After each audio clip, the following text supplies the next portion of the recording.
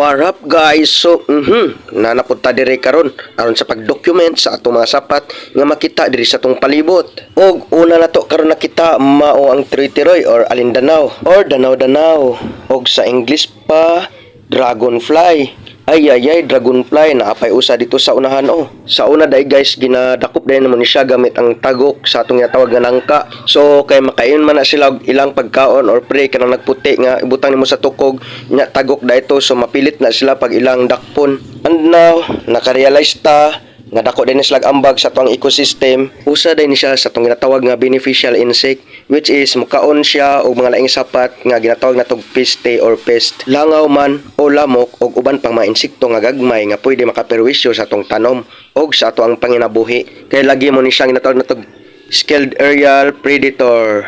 Og karon guys na naputay lang nakita, so mao na sa ang wasp. So di ra kay nato makuha kay sa camera Ang wasp day na day duha ka klase, solitary wasp ug social wasp. Ang nakalahian day nila pag moisgot ka og solitary wasp katunang gainosara, og kung moisgot pug ka og social wasp katunang dagan sila mo atake pareha sa buyog. Pero kana siya kay dili man na siya gainosara dira, so dagan man na sila kana dang inyo nakita. Usa din sa species sa atong ginatawag nga paper wasp or kanang ginatawag na to diri sa Bisaya nga lampinig. Siyempre ang lampinig usa din sa example sa atong ginatawag nga social wasp. Kay siyempre og maguba nimo ilang teritoryo, siyempre gukdon gud kana nila. Ayaw pagdawom nga gukdon ka sa tawong gusto nimo.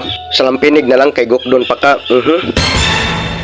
Makita din nyo guys ubay-ubay na sila napadrao.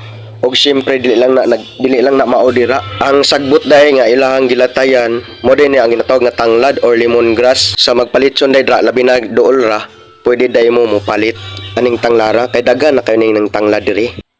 So dagan gud po ni diri mga sapat kay kasagbutan gud siya na dragonfly og naapot tay diri mga ginatawag na to nga mga wasp or kung sa Tagalog pa kulisap. Ayon. Ang wasp dai guys, usa pa din na sa atong ginatawag nga beneficial insect kay lagi kana sila ilang itlogan ang ilang prey, ang ilang mga kuan kaning mga biktima nila nga ubang mga sapat ilan ang itlogan.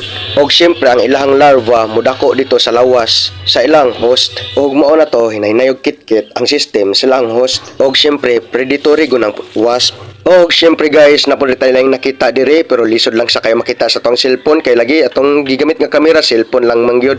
Pero mo din na siya nga atong nakita mo na sa ang color gray nga inatawag na to og jumping spider. Og syempre guys, beneficial pa na siya kay kanon gud niyang langaw og mga lamok og uban pang mga insekto nga pwedeng makaperwisyo sa atong panginabuhi og sa atong kinabuhi. So abtik po ni siya kaayo, napon sa speed nga pwede siya makakatch og langaw.